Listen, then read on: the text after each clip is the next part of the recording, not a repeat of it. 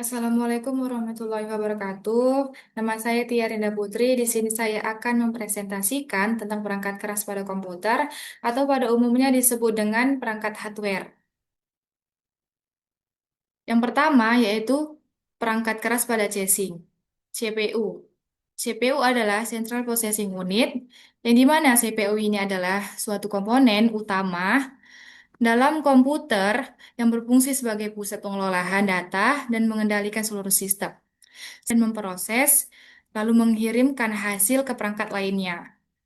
Semua aktivitas komputer itu seperti membuka aplikasi, mengetik hingga menjalankan game diproses oleh CPU. Kenapa? Karena CPU adalah sebagai otaknya komputer. Lalu kita masuk ke memori. Memori adalah suatu komponen yang digunakan untuk menyimpan data sementara yang sedang diproses oleh komputer.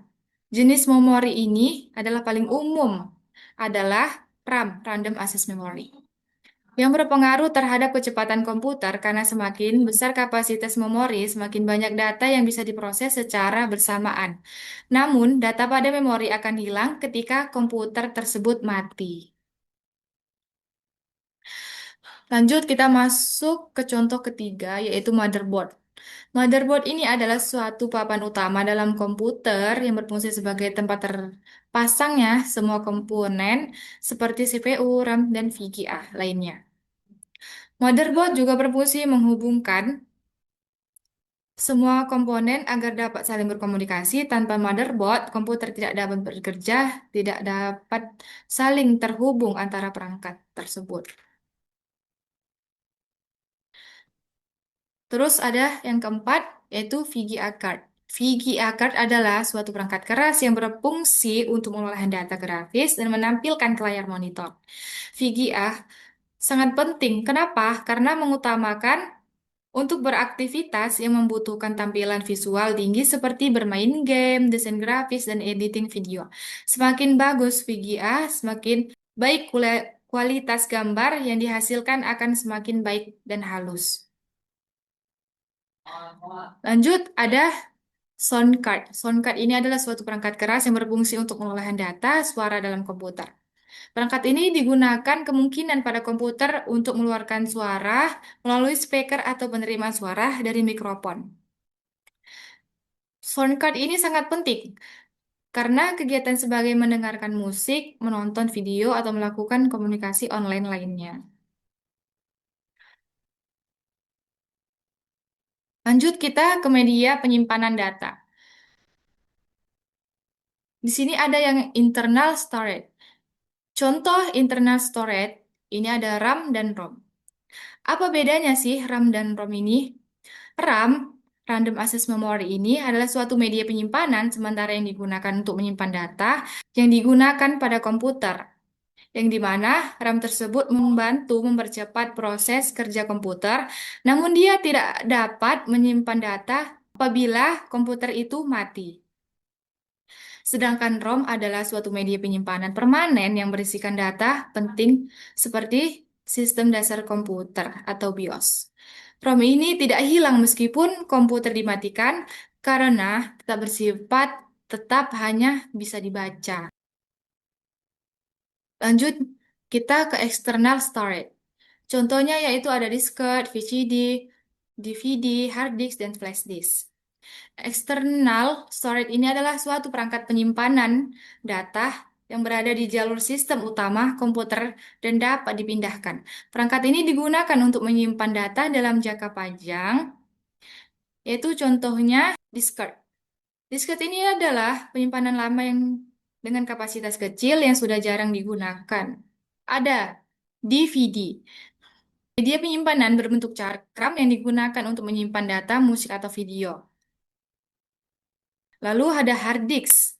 Hard disk adalah penyimpanan data utama dengan kapasitas besar yang digunakan untuk menyimpan sistem operasi dan data.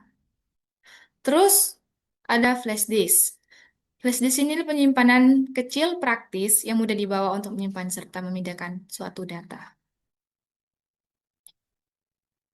Terus alat input.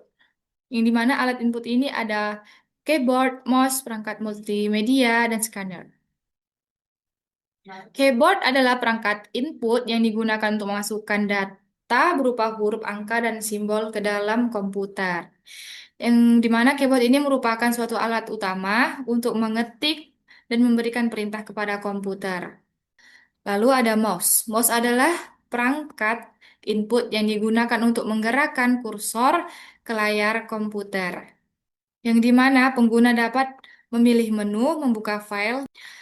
Terus perangkat multimedia. Multimedia ini seperti mikrofon, kamera yang digunakan yang untuk memasukkan data berupa suara, gambar ke dalam komputer. Yang dimana perangkat multimedia ini digunakan dalam kegiatan seperti video call, rekaman, suara, dan pembuatan konten. Lalu ada dia scanner. Scanner ini adalah perangkat digunakan untuk mengubah dokumen fisik menjadi bentuk digital. Dengan scanner, tulisan di kertas dapat disimpan dalam komputer. Lalu kita masuk ke dalam alat output.